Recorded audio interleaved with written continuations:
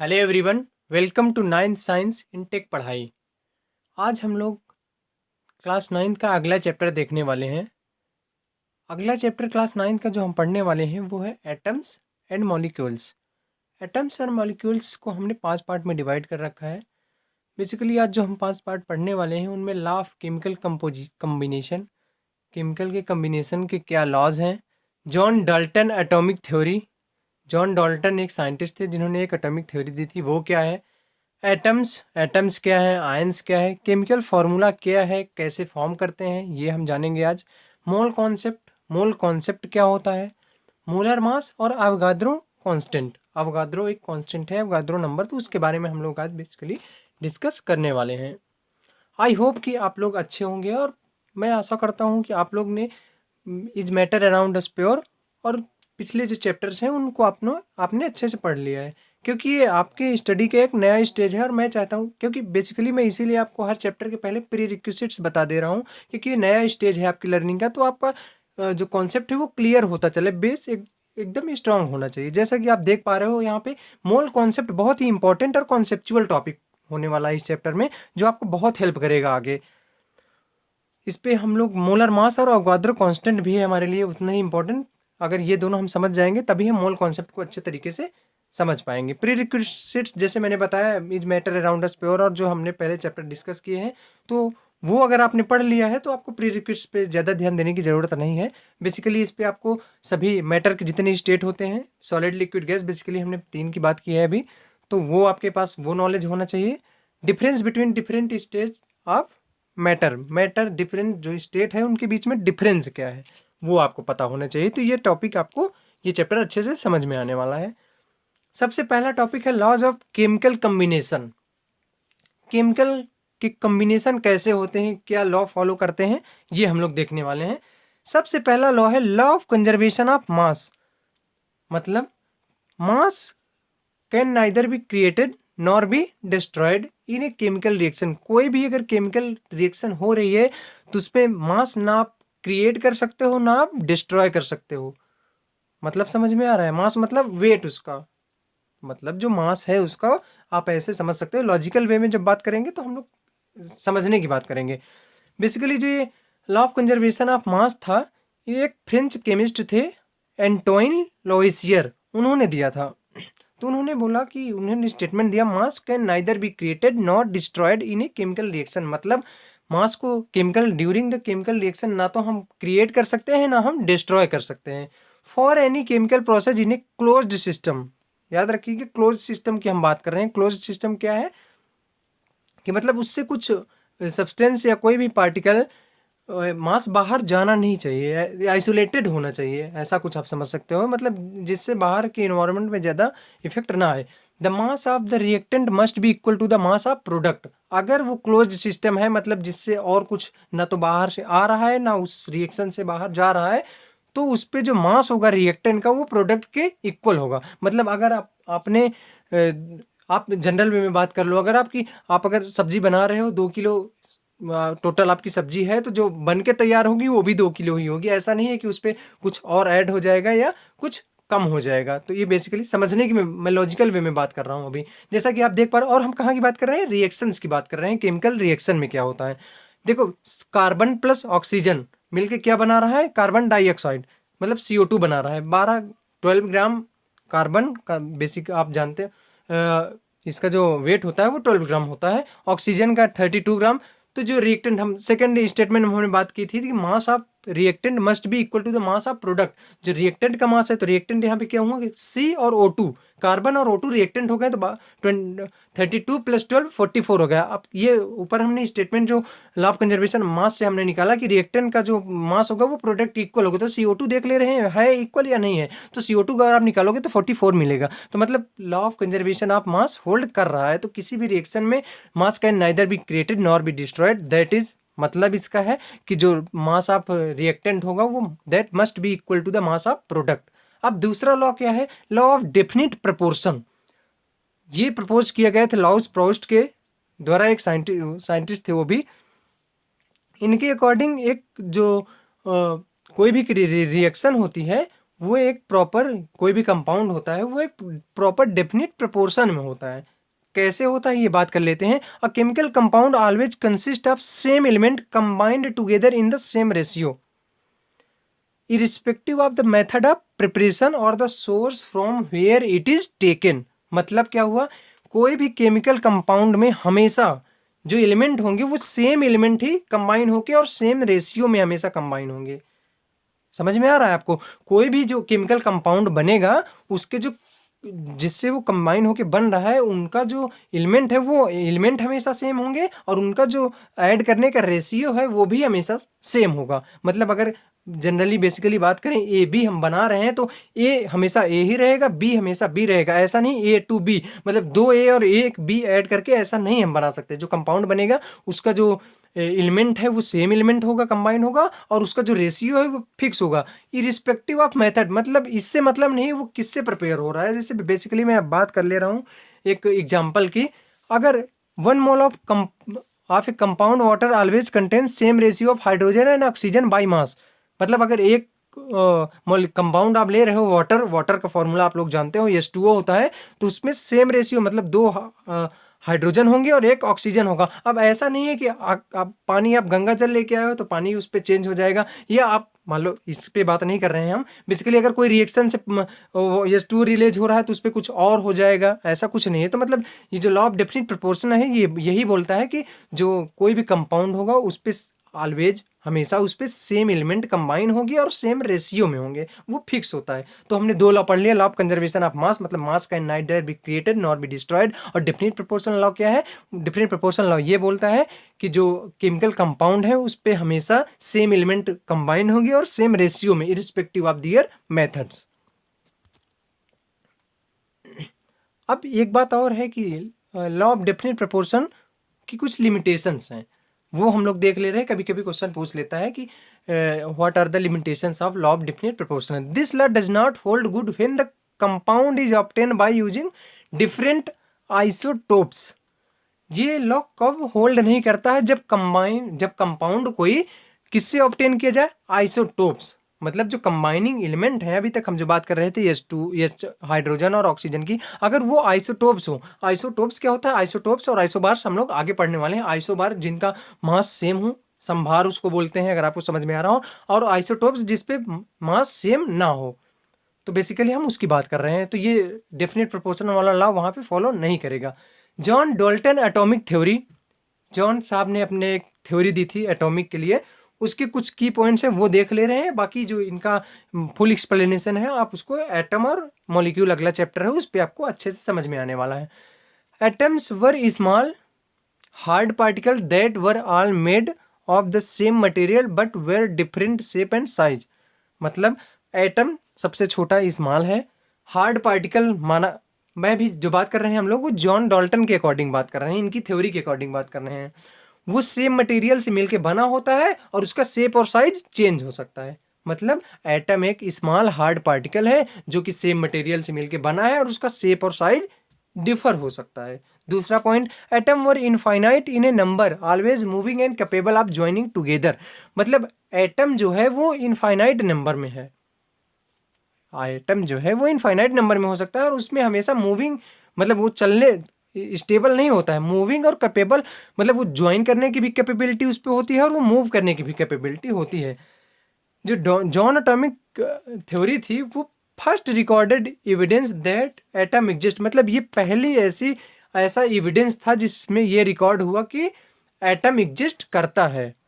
Using this theory Dalton rationalise the various laws of chemical combination. इस थ्योरी को use करके डाल्टन ने बहुत सारी केमिकल कम्बिनेशन के लॉज को रेशनलाइज किया था। तो बेसिकली ये 4 पॉइंट्स आपको याद रखना है, बाकी आगे देखते हैं हम लोग। Atom and molecules. एटम क्या है? An atom is the smallest particle of an element which can take part in a chemical reaction. ठीक है, समझ में आया? एटम स्मॉलेस्ट पार्टिकल है किसी भी एलिमेंट का जो कि किसी भी केमिकल रिएक्शन में पार्ट ले सकता है। इतनी बात समझ में आई? तो मॉलिक्यूल क्या है? The smallest particle of matter याद रखिए इस पे एलिमेंट की, एटम में एलिमेंट की बात कर रहे हैं और मॉलिक्यूल में स्मॉलेस्ट पार्टिकल ऑफ मैटर, वो एलिमेंट भी हो सकता है, कंपाउंड भी हो सकता है, which can exist in A free state. ठीक है, मॉलिक्यूल वो है स्मॉलेस्ट पार्ट, किसी भी मैटर का स्मॉलेस्ट पार्टिकल है, एलिमेंट हो सकता है, कंपाउंड हो सकता है, जो कि फ्रीली एग्जिस्ट करे फ्री स्टेट में। मॉलिक्यूल वो है मैटर, फिर से देखिए आप लोग, मॉलिक्यूल क्या है, मैटर का स्मॉलेस्ट पार्टिकल है जो कि फ्री स्टेट में एग्जिस्ट कर सकता है। एटम क्या है, स्मॉलेस्ट पार्टिकल ऑफ एलिमेंट, इस पे आप मैटर नहीं बोल सकते हो, ये एलिमेंट का ही स्मॉलेस्ट पार्टिकल होता है जो कि केमिकल रिएक्शन में पार्ट लेता है। इट मे और मे नॉट एग्जिस्ट फ्रीली, ये फ्री एग्जिस्ट कर भी सकता है और नहीं भी कर सकता है, डिपेंड करता है। तो हमें दो डिफरेंस आ गए। एटम डिफरेंस भी पूछा जा सकता है, एटम क्या है, वो स्मॉलेस्ट पार्टिकल ऑफ एलिमेंट है, मॉलिक्यूल क्या है, स्मॉलेस्ट पार्टिकल ऑफ मैटर है। दूसरा क्या है, मॉलिक्यूल फ्री स्टेट में एग्जिस्ट कर सकते हैं, एटम कर भी सकता है और नहीं भी कर सकता है।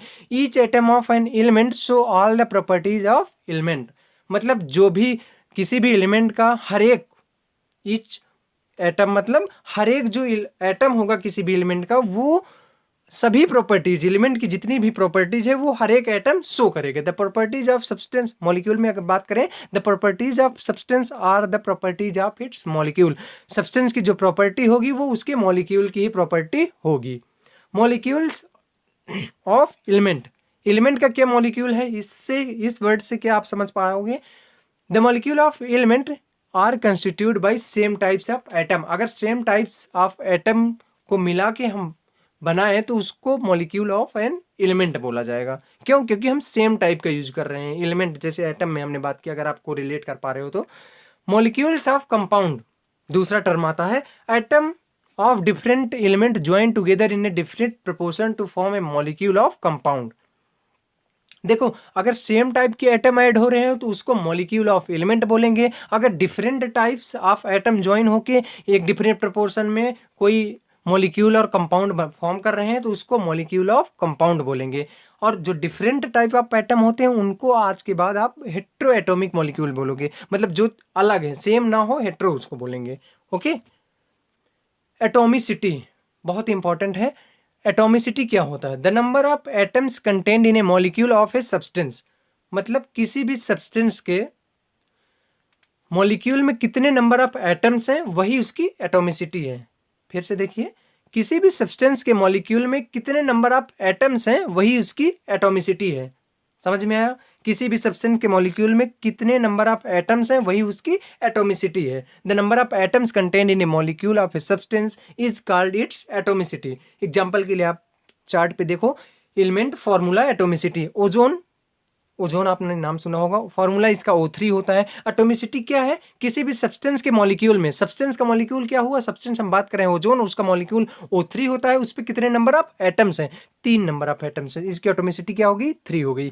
फास्फोरस फॉर्मूला होता है P4, हमने बात किया है एटॉमिसिटी, किसी भी सब्सटेंस के मॉलिक्यूल में जितने एटम्स होते हैं, तो P4 में कितने एटम्स हैं, 4 एटम्स। सल्फर S8 फॉर्मूला होता है, किस पे बात कर रहे हैं, याद रखिए एटॉमिसिटी हम जब भी निकालेंगे किसी भी सब्सटेंस की, उसके मॉलिक्यूल में कितने एटम है ये देखेंगे हम, और मॉलिक्यूल फ्री स्टेट में एग्जिस्ट कर सकता है, मतलब ऐसा स्टेट देखेंगे हम, ऐसा फॉर्म देखेंगे जो फ्रीली एग्जिस्ट कर सके। ऐसा नहीं सल्फर की बात कर रहे हैं तो आप यस आपने फॉर्मूला लिखा और उसके बाद एटॉमिसिटी 1 बता दी, जो फ्री स्टेट में एग्जिस्ट कर सके, इसीलिए मैंने प्रॉपरली अंडरलाइन, और आप समझ सकते हो मैंने इसलिए प्रॉपरली बोल रहा हूँ बार बार। सब्सटेंस के मॉलिक्यूल में ध्यान दीजिए कि सब्सटेंस के मॉलिक्यूल में जितने एटम हैं, तो सल्फर का मॉलिक्यूल जो होता है वो S8 होता है, उस पर एटॉमिसिटी उसके अकॉर्डिंग 8 हो जाएगी, ऑक्सीजन की इसी अकॉर्डिंग 2 हो जाएगी। Based upon atomicity molecules can be classified as follows, atomicity के बेस पे मॉलिक्यूल के कुछ टाइप्स क्लासीफाई किए गए हैं, उस पर कौन कौन से हैं, monoatomic, diatomic, try atomic,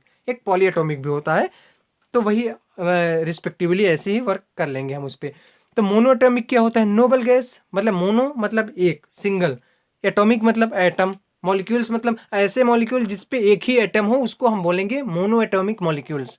क्या बोला मैंने, ऐसे मॉलिक्यूल जिसपे एक ही एटम हो उसको हम बोलेंगे मोनो एटॉमिक। एग्जाम्पल्स क्या है, noble gases, helium, neon, argon exist in helium, neon, argon respectively, एक ही इनका एटम होता है इसलिए ये मोनो एटॉमिक होते हैं, मतलब इनकी एटॉमिसिटी 1 होगी। डाई एटॉमिक मॉलिक्यूल्स क्या होंगे? ऐसे मॉलिक्यूल जिनमें दो एटम्स हों उनको हम डाई एटॉमिक मॉलिक्यूल बोलेंगे। ध्यान दीजिएगा, ऐसे मॉलिक्यूल जिनमें दो एटम हो उनको हम डाई एटॉमिक बोलेंगे। एग्जांपल के लिए H2O2, N2Cl2, COHCl, इन सभी में दो, इसकी एटोमिसिटी आप देखोगे तो 2 आएगी आपको। Try atomic molecule, try atomic ऐसे मॉलिक्यूल जिनमें एटम्स का नंबर 3 हो। ध्यान दीजिएगा, ऐसे मॉलिक्यूल जिनमें एटम्स का नंबर 3 हो। और आपने देखा ओजोन, CO2, NO3, इनमें सब में एटोमिसिटी 3 है। सिंबल्स की बात कर ले रहे हैं। The abbreviation use to represent an element is generally the first letter in the capital English name of element. किसी भी एलिमेंट के इंग्लिश नेम का जो पहला लेटर होता है उसी को एब्रिविएट छोटा करके पहला एलिमेंट ले लिया जाता है उसके सिंबल के लिए। बेसिकली सिंबल आपको पीरियोडिक टेबल में जितने एलिमेंट्स होते हैं उनके लिए आपको आगे चल के याद करना पड़ेगा, काम आएगा।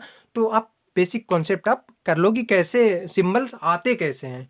तो हम यहाँ पे बात कर रहे हैं जो एलिमेंट्स का जो इंग्लिश नेम होता है उसका जो पहला लेटर होता है उसी को एब्रिविएट करके, मतलब उसका शॉर्ट फॉर्म जो उसका नाम होता है इंग्लिश का उसको शॉर्ट फॉर्म में लेके और उसको हम पहला जो उसका लेटर होता है उसको हम एज ए सिंबल यूज करते हैं। जैसे आप बात करो ऑक्सीजन की, तो ऑक्सीजन में पहला O आ रहा है तो उसका सिंबल क्या हो गया? O। नाइट्रोजन में पहला क्या आ रहा है? N आ रहा है तो उसका सिंबल हो गया N। ऐसे ही हम पूरा जो पीरियोडिक टेबल है हम उस पर उसको समझ के याद कर सकेंगे। एक रूल इस पे और वर्क करता है, व्हेन द नेम ऑफ 2 और more elements begin with the same initial letter. मतलब 2 या 2 से ज्यादा एलिमेंट्स का जब सेम इनिशियल लेटर मतलब N से 2 हो जाए तो हम क्या करेंगे? तो इस बेसिस पे उसकी कंडीशन क्या है, उसको कैसे यूज करेंगे? The initial letter followed by the letter appearing letter in the name is use to symbolise the element. मैं बता दे रहा हूँ आपको ये क्या बोल रहा है। अगर दो एलिमेंट्स ऐसे आ गए जिनका पहला लेटर सेम है तो उसके जो फॉलोड मतलब इनिशियल जो अगला लेटर आएगा जस्ट उसके बाद उसको हम फॉलो करके और उसका नाम रख देंगे। जैसे आप देख पा रहे हो बैरियम है, बैरियम और बिस्मुथ दोनों बी से स्टार्ट हो रहे हैं। तो क्योंकि ये दोनों बी से स्टार्ट हो पा रहे हैं तो इसलिए इनका जो नाम होगा वो बी से हम नहीं कर सकते, दोनों बी हो जाएगा। तो एक जो सेकंड रूल है उसके अकॉर्डिंग एक और एलिमेंट उसका जो अगला जस्ट अगला है उसको हम ले लेंगे। तो BA for barium, BI for bismuth. Elements कुछ दिए गए हैं, sodium, copper, potassium, iron, mercury, tungsten. Latin name उनके जो हैं उस अकॉर्डिंग पे कुछ सिंबल रखे गए हैं, ये आपको हमेशा याद ही रखना पड़ेगा। इस पर आप कोई कॉन्सेप्ट बिल्ड नहीं कर सकते हो। सोडियम का जैसे नेट्रियम है तो इस वजह से इसका नाम Na हो, सिंबल इसका जो यूज करेंगे हम Na है। कॉपर का क्यूप्रम के अकॉर्डिंग Cu हो जाएगा। पोटेशियम का कैलियम है तो K हो जाएगा। आयरन का फेरम है तो इस वजह से Fe होता है। मरकरी का हाइड्रोजीरम है तो Hg, इस वजह से। टंगस्टन का वोल्फ्राम है तो इस वजह से W होता है। ये जो चार्ट में दिया गया है इसको आप लोग को याद करना पड़ेगा। बाकी सिंबल्स आप 2 रूल से निकाल सकते हो, तो इस अकॉर्डिंग आपका पूरा पीरियोडिक टेबल के सिंबल आप बता सकोगे।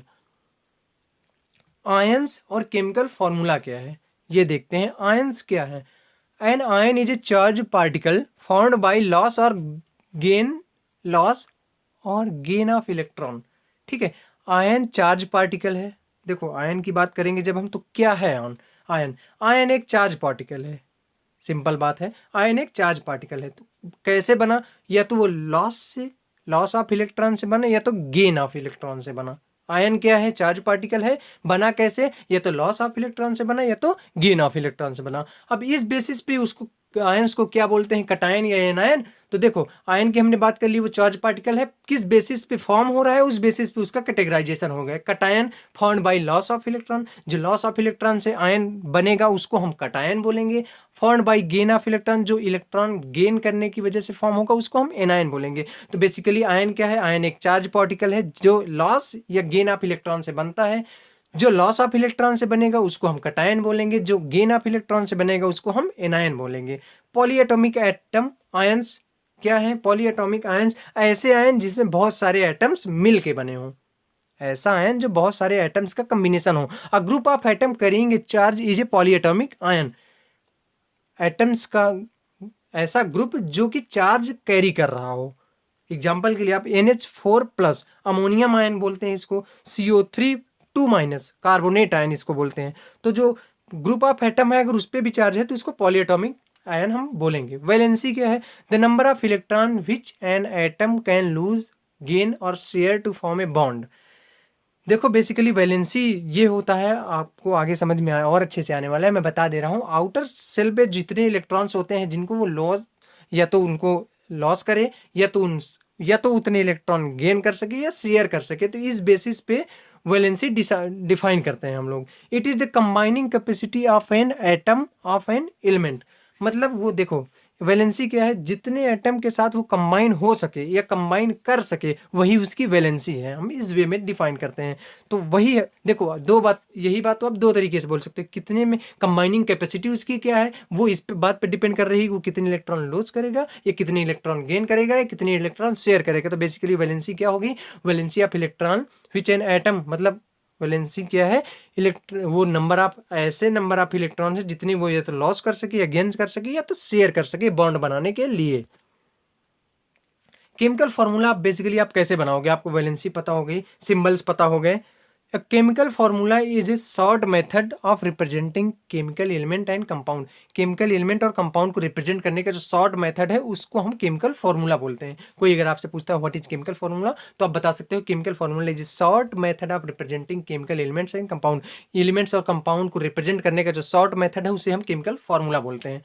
कुछ रूल्स यहाँ पे हमने ले रखे हैं, उस बेसिस पे अगर उस रूल को आप फॉलो करोगे तो आप केमिकल फॉर्मूला बनाने में बना सकते हो आप।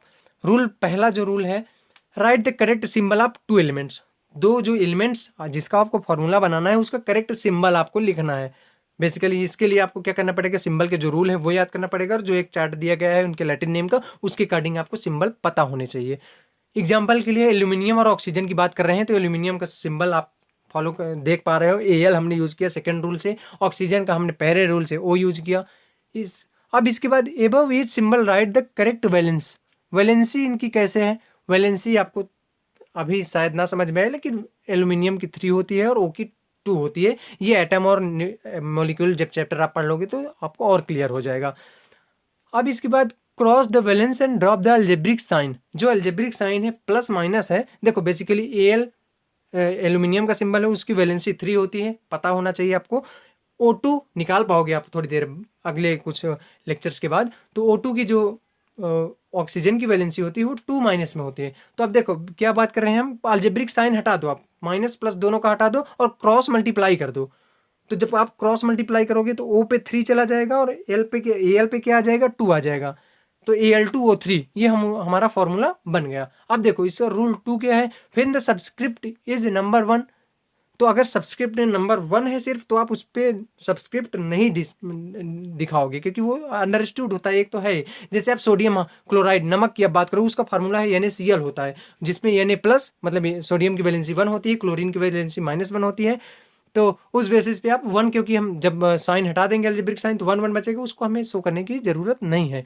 फिर the valence of both elements are numerically equal the subscripts are also not written. अगर दोनों के सबस्क्रिप्ट आप समझ पा रहे हो, जो नीचे हम दिखा रहे हैं Al2 जो है, जो 2 लग रहा है इसको सबस्क्रिप्ट बोल रहे हैं, तो अगर दोनों के इक्वल हैं तो उस पर हम सबस्क्रिप्ट नहीं दिखाएंगे। जैसे आप कैल्शियम ऑक्साइड देख पा रहे हो, कैल्शियम की वैलेंसी +2, ओ की वैलेंसी -2, तो दोनों पे सबस्क्रिप्ट सेम है तो CaO हम फार्मूला लगा दे रहे हैं। इसका एक और रूल होता है, इसका रूल ये होता है कि अगर आपने कोई ए एलिमेंट लिया और जिसकी वैलेंसी 4 है, बी एलिमेंट लिया जिसकी वैलेंसी 2 है, तो आप जब फॉर्मूला बनाओगे तो ध्यान दीजिए ए की वैलेंसी 4 है, बी की वैलेंसी 2 है, तो A4 ध्यान दीजिएगा आप A2B4 बनेगा। तो इसका जो मैं लास्ट रूल आपको बताने वाला हूँ, आप उसको जो एक मल्टीपल नंबर से जो कैंसिल हो सकता है उसको आप काट सकते हो। जैसे 2 के टेबल में 4 आता है तो 2 2 जा 4 आप काट कर सकते हो, तो A2B4 की बजाय आप लिख सकते हो AB2। फार्मूला दोनों का सेम रहेगा और सही रहेगा। अब आप सिंबल जान चुके हो, एलिमेंट्स जान चुके हो, केमिकल फार्मूला जान चुके हो, तो अब आप बात करेंगे हम लोग मोल कॉन्सेप्ट की। मोल कॉन्सेप्ट क्या है, the mole is the amount of substance that contain as many elements entities as there are atoms in exactly 10 gram of carbon. Carbon के 2 आइसोटोप्स होते हैं, आगे डिस्कस करेंगे हम लोग, लेकिन हम उसकी बात करेंगे। मोल क्या होता है, अमाउंट ऑफ सब्सटेंस, मतलब किसी भी सब्सटेंस का इतना अमाउंट जिस पे कितनी एलिमेंट्स हों, एंटिटीज। हम देखो एक हम बेस मानते हैं, कार्बन 12 को जो हमने बेस मान रखा है पूरी केमिस्ट्री के लिए, इसको वेट बताने के लिए भी और मोल के लिए भी। तो इस पे मोल क्या होता है, amount of substance that contain as many element entities, मतलब जितनी एलिमेंट की एंटिटीज एटम्स प्रेजेंट होते हैं किस पे, C12 में, वो जो नंबर ऑफ एटम्स है ना, सब्सटेंस का अमाउंट जो होता है C12 में, वही एक मोल हम मान रहे हैं। समझ में आया आपको? C12 के मतलब 12 ग्राम के जो C12 है, C12 आप बेसिकली कंफ्यूज मत हो, कार्बन की बात हम कर रहे हैं। बेसिक नॉर्मल कार्बन में जितने नंबर ऑफ एंटिटीज के एटम होते हैं, एटम के नंबर ऑफ एंटिटीज होते हैं, उस अमाउंट ऑफ सब्सटेंस को आप 1 मोल बोलते हो। Avogadro constant is named after early 19th century Italian scientist. Early 19th में इटालियन साइंटिस्ट थे, उनके नाम पे ये एवोगाड्रो रखा गया। उनका नाम था Amedeo Avogadro. 1 mole equal to equivalent कितना होता है? अगर आप पार्टिकल्स में बात करें तो 1 मोल इक्विवेलेंट टू 6.022 इंटू 10⁻23 पार्टिकल्स। ये आपको याद रखना है हर हाल में, क्योंकि मोल कॉन्सेप्ट आपको तभी समझ में आया जब आप ये याद रखोगे। एंड एटॉमिक मास क्या होता है? एटॉमिक मास यूनिट और AMU वही शॉर्ट फॉर्म है उसका, is the 1/12 of mass of an unbound carbon. देखो अनबाउंड कार्बन, फिर वही नॉर्मल C12 जो है कार्बन 12, उसी की हम बात कर रहे हैं। मैंने आपको बोला था वेट के लिए और मोल के लिए हम C12 यूज करते हैं।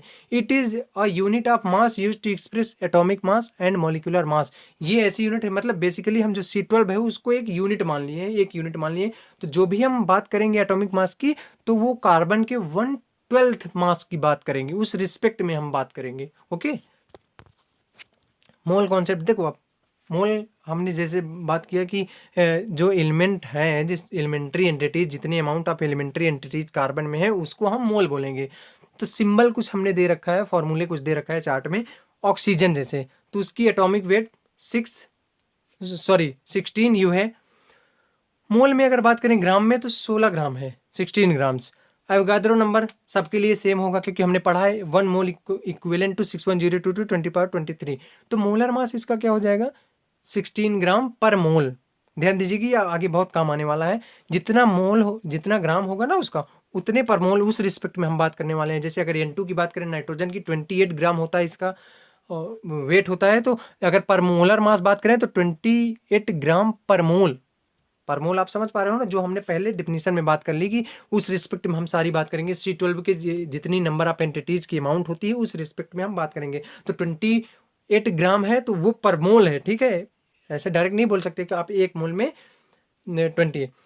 HCl की अगर बात करें तो 36 ग्राम पर मोल है। मोलिकुलर मास क्या होता है ये देख ले रहे हैं। A number equal to the sum of atomic masses of atoms in a molecules. जो किसी भी मॉलिक्यूल क्या है, नंबर ऑफ किसी मॉलिक्यूल में जितने नंबर ऑफ एटम्स हैं उनके अगर एटॉमिक मास को सम कर दिया जाए तो वही उसका मॉलिक्यूलर मास हो जाएगा। ग्राम मॉलिक्यूलर मास क्या होता है? It is the mass of gram of 1 mole of A molecular substance. किसी भी मॉलिक्यूलर सब्सटेंस के 1 मोल का जो मास होता है वो ग्राम मॉलिक्यूलर मास होता है। एग्जाम्पल के लिए आप देख सकते हैं, the molecular mass of N2 is 28। Molecular mass 28 है, ठीक है। The gram molecular mass of nitrogen is 28 gram. Molecular mass और ग्राम मॉलिक्यूलर मास सेम क्यों हो गए? क्योंकि हम किसकी बात कर रहे हैं? मॉलिक्यूलर सब्सटेंस की। एक मोल में जितना होगा, और 1 मोल कितना होता है? N2 का N2 ही होता है जो 28 होता है। इस पे मोल चेंज नहीं होता है। आप बात कर ले रहे हैं बेसिकली, जब हम मोल कॉन्सेप्ट बहुत ही इंपॉर्टेंट टॉपिक है और बहुत ही न्यूमेरिकल बनते हैं, इससे इजी होते हैं सॉल्व करने के लिए। अगर लिक्विड फॉर्म में दिया गया है तो उसको आप कैसे सॉल्व करोगे? मान लो क्वेश्चन आपके सामने आ गया, how many moles of carbon dioxide are present. देखिए मोल का जो क्वेश्चन आते हैं वो बेसिकली 3 वे में आते हैं। या तो लिक्विड पूछेगा, या तो आपको मोल दे देगा, या तो आपको वेट दे देगा। तो अभी हम पहले लिक्विड की बात करते हैं।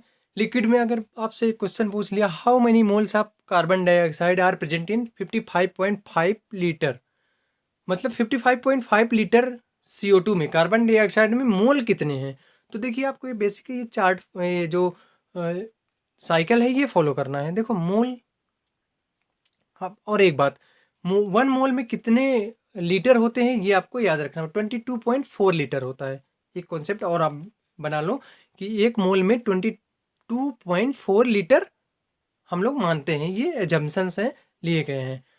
तो बेसिकली जब आपको देखो मोल से अगर आपको ये वॉल्यूम पता करना हो किसी भी एचटीपी पे, जैसे यहाँ पे हमें क्वेश्चन में वॉल्यूम दे दिए गए हैं, अगर मान लो आपको मोल्स दे देता और फिर वॉल्यूम पूछता तो आप कैसे करते? तो मोल्स पे अगर आप मल्टीप्लाई कर रहे हो किसका, 22.4 पर मोल, 1 मोल के लिए हम बात कर रहे हैं, क्योंकि मैंने आपको बताया कि 1 मोल में 22.4 लीटर होते हैं। तो जितने नंबर ऑफ मोल्स हैं अगर आप उस पर मल्टीप्लाई कर दे रहे हो 22.4 लीटर का, तो उससे क्या मिलेगा? वॉल्यूम एट एसटीपी, मतलब जितना वॉल्यूम है उतना आपको मिल जाएगा। तो देखो आप एक बात समझ पा रहे होगे आपकी, अगर वॉल्यूम को पाने के लिए हमें मल्टीप्लाई करना पड़ेगा मोल से, तो जो अगर वॉल्यूम दिया है तो उससे मोल अगर फाइंड करना है तो क्या करना पड़ेगा, तो जो वॉल्यूम दिया है उससे 1/, मतलब डिवाइड कर दो। सिंपल सी बात है, अगर मल्टीप्लाई करके कुछ आ रहा है और फिर से वही करना है तो हमें उससे डिवाइड करना पड़ेगा। तो डिवाइड कैसे करेंगे, 22.4 पर मोल से हम डिवाइड कर रहे थे, मल्टीप्लाई कर रहे थे। तो अगर हमें वॉल्यूम से मोल गेट करना है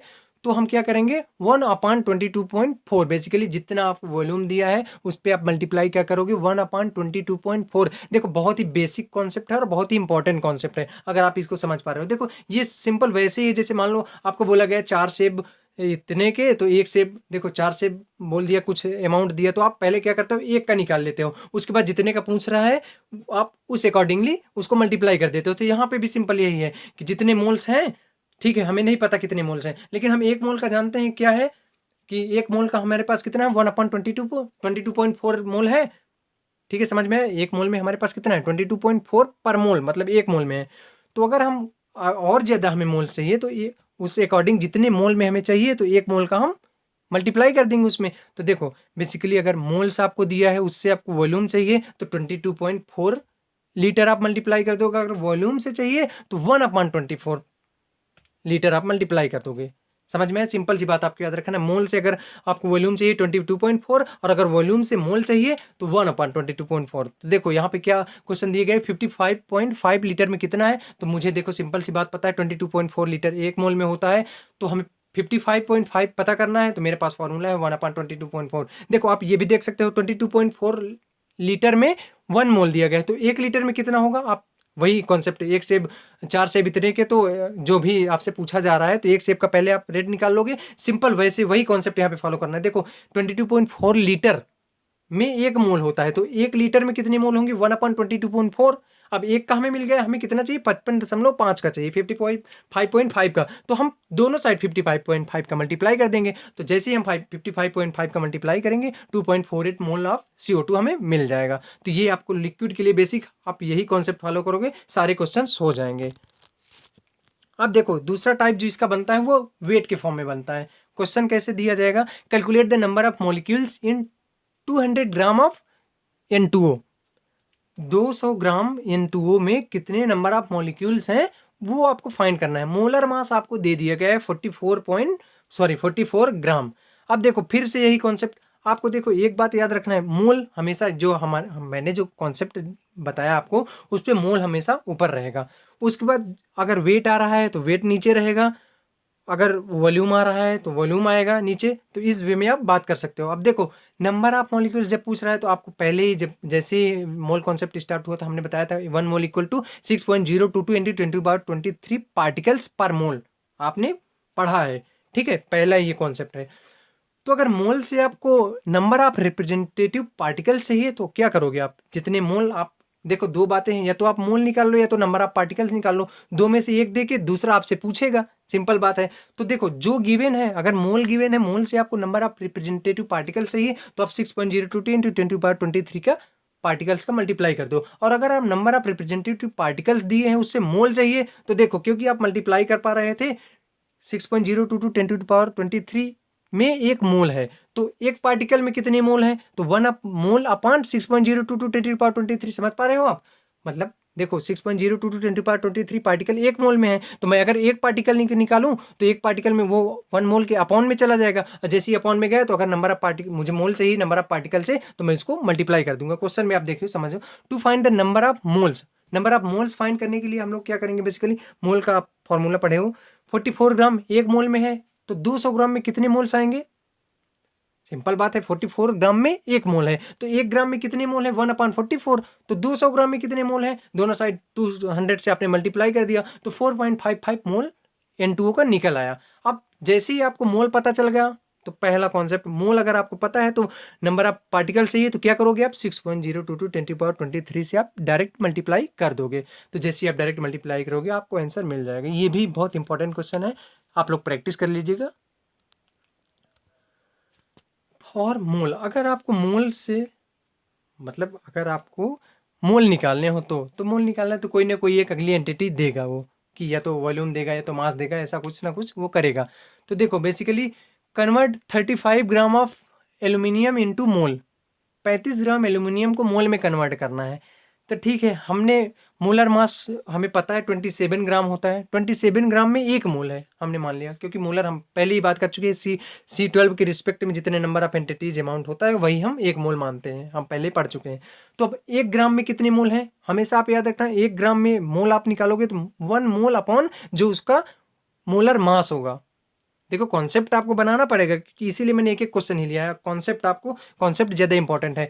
मोल आप 1 ग्राम में आप निकालोगे कि 1 ग्राम में कितना है, तो 1 मोल अपॉन 20, मतलब जो भी उसका मोलर मास होगा वो आप अपॉन में लाओगे। अब देखो यहाँ पे क्या बोल रहा है, 35 ग्राम को कन्वर्ट करने के लिए बोल रहा है, तो ठीक है, दोनों साइड 35 से आप मल्टीप्लाई कर दो। जैसे ही आप 35 से मल्टीप्लाई कर पा रहे हो, आपको आंसर सामने आ जाएगा 1.3 मोल ऑफ एल्यूमिनियम। तो मतलब 35 ग्राम एल्यूमिनियम में आपके पास 1.3 मोल ऑफ एल्यूमिनियम होगा।